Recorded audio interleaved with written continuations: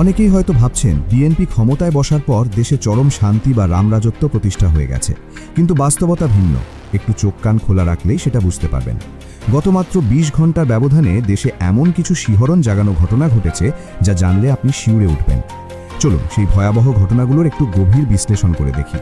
প্রথম ঘটনাটি হলো রাজধানীর হাতিরঝিলের। সেখানে ফুটফুটে ৬ বছরের এক নিষ্পাপ কন্যা শিশুকে খুনের পর করা হয়েছে। সবচেয়ে আতঙ্কের বিষয় হলো অপরাধীদের সাথে প্রভাবশালী ও বিত্তবানদের যোগসাজশ থাকায় পুলিশ এই ঘটনার মামলা পর্যন্ত গ্রহণ করেনি। বাধ্য হয়ে নিরুপায় এলাকাবাসী গতরাতে হাতিরঝিল থানায় বিক্ষোভ করেছেন। দলীয় পরিচয়ের দোহাই দিয়ে যে সরকার ৬ বছরের শিশুর উপর হওয়া পৈশাচিকতার বিচার করতে পারে না, তারা নাকি দেশ গড়বে, নারীদের জন্য নিরাপদ বাংলাদেশ গড়বে। দ্বিতীয় খবরটি আরও বিস্ময়কর। বর্তমান বন ও পরিবেশ মন্ত্রী আব্দুল আউয়াল মিন্টুর মালিকানাধীন ন্যাশনাল ব্যাংককে ১,০০০ কোটি টাকা সহায়তা দিচ্ছে বাংলাদেশ ব্যাংক। শুনতে অবাক লাগলেও এটাই সত্যি। লুটপাটের শিকার হওয়া ব্যাংকগুলোকে সাধারণ জনগণের ট্যাক্সের টাকায় বাঁচিয়ে রাখার আড়ালে মূলত নিজেদের মন্ত্রীদের পকেট ভরার এক বিশাল উৎসব চলছে এখন। তৃতীয় ঘটনাটি হলো টেকমাফের কুখ্যাত ইয়াবা গডফাদার এবং হাজারো তরুণের জীবন ধ্বংসকারী আওয়ামী লীগের সাবেক এমপি আব্দুর রহমান বদিকে জামিন দেওয়া হয়েছে, যাকে আপনারা সবাই ইয়াবা বদি নামেই চেনেন। চতুর্থত, নারায়ণগঞ্জের দাপুটে আওয়ামী লীগ নেত্রী ও সাবেক মেয়র আইভি রহমানও জামিন পেয়েছেন। এর সহজ অর্থ কী দাঁড়ায়? খুনি, মাদক ব্যবসায়ী আর ফ্যাসিবাদের দোসররা এখন বুক ফুলিয়ে সমাজে ঘুরে বেড়াবে। আর এই পুরো প্রক্রিয়ার পেছনে স্পন্সর বা মদতদাতা হিসেবে কাজ করছে খোদ বিএনপি সরকার। দেশের যখন এমন টালামাটাল অবস্থা, এত বড় বড় অপরাধ ঘটছে, তখন আমাদের মূলধারার গণমাধ্যমগুলোর ভূমিকা কী?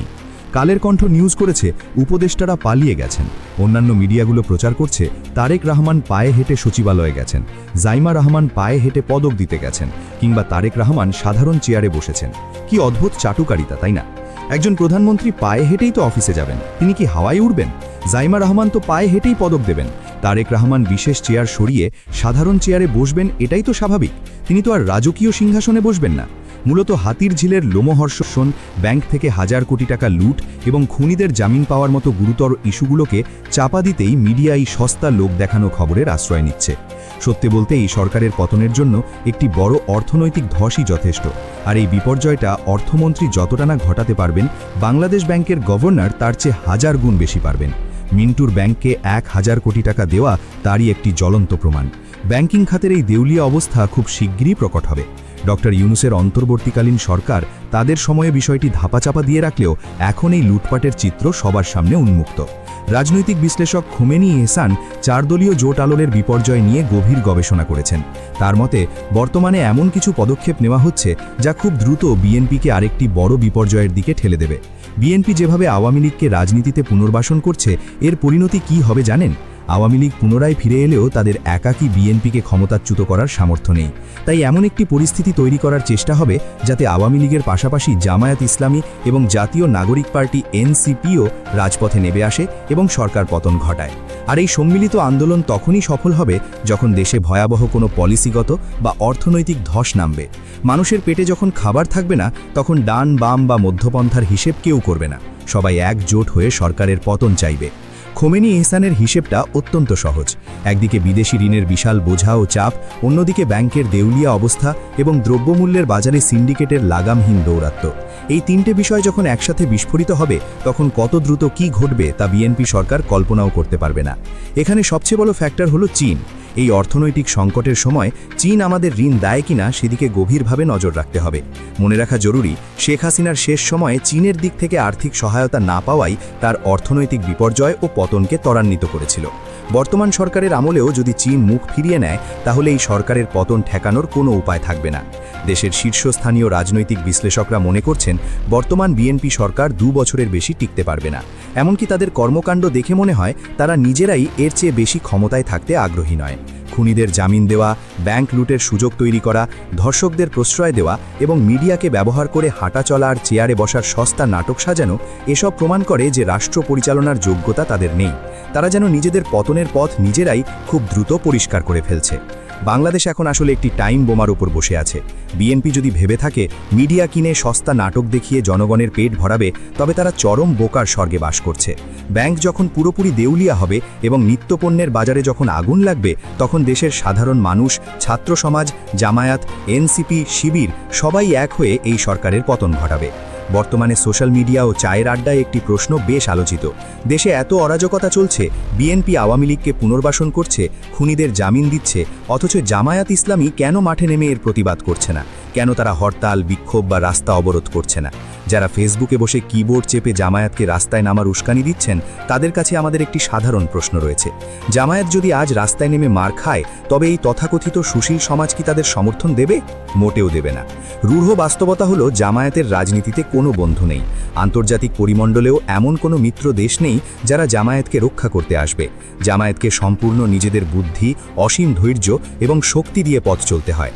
আবেগের বশবর্তী হয়ে জামায়াত যদি আজ রাজপথে বিপদে পড়ে, তবে পেছন থেকে প্রথম ছুরিটা কে মারবে জানেন? মারবে ওই এনসিপি বা জাতীয় নাগরিক পার্টি। গণ অভ্যুত্থানের পর নিজেদের সুসময় এনসিপি জামায়াতকে কোণঠাসা করার কোনো চেষ্টাই বাদ দেয়নি। তারা নাহিদ ইসলাম বা সাদিক কায়েমদের ভাওয়া সমন্বয়ক বানিয়েছে। কিছুদিন আগেই ঢাকা বিশ্ববিদ্যালয়ে মুক্তিযুদ্ধ মঞ্চ তৈরি করে কাদের, বাকের আর আশরাফদের দিয়ে রথা সঙ্গীত গাওয়ানো এবং সাইদি সাহেবের ছবিতে জুতো নিক্ষেপ উৎসবও করেছে তারা। বর্তমান রাজনীতিতে জামায়াত প্রধান বিরোধী দলের পজিশনে রয়েছে।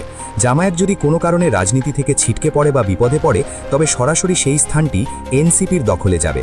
জামায়াতের ভোটারদের একটি বড় অংশ এনসিপির প্রতি সহানুভূতিশীল, এটা সত্য।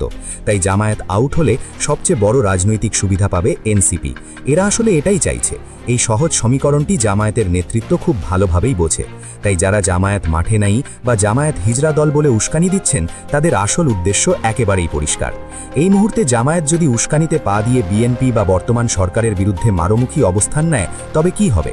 তখন ভারত, আওয়ামী লীগ, বিএনপি, বাম দল, চরমোনাই, হেফাজত এবং এনসিপি সবাই একজোট হয়ে জামায়াতের উপর ঝাঁপিয়ে পড়বে।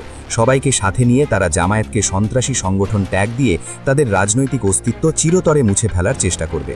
তাই জামায়াতের বর্তমানে নীরবতাকে কোনোভাবেই দুর্বলতা ভাবার সুযোগ নেই, বরং এটি তাদের একটি অসাধারণ রাজনৈতিক মাস্টার স্ট্রোক।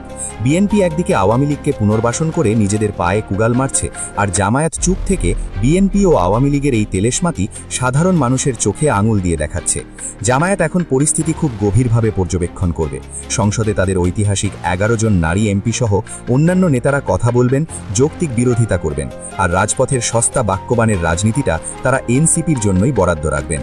জামায়াতের আমির ডাক্তার শফিকুর রহমান অত্যন্ত সঠিক ও নিখুঁত পলিসি গ্রহণ করেছেন। এখন তাদের প্রধান কাজ হলো বিএনপির সাথে সংঘাত এড়িয়ে নীরবে তৃণমূল পর্যায়ে নিজেদের শক্তি বৃদ্ধি করা এবং ভোট ব্যাংক মজবুত করা। সামনের নির্বাচনে তা 1, 2 বা 5 বছর পর যখনই হোক না কেন, সেখানে যাতে কোনো রকমের ইঞ্জিনিয়ারিং বা কারচুপি না হয়, তা ঠেকানোর প্রস্তুতি নেওয়াই তাদের মূল লক্ষ্য।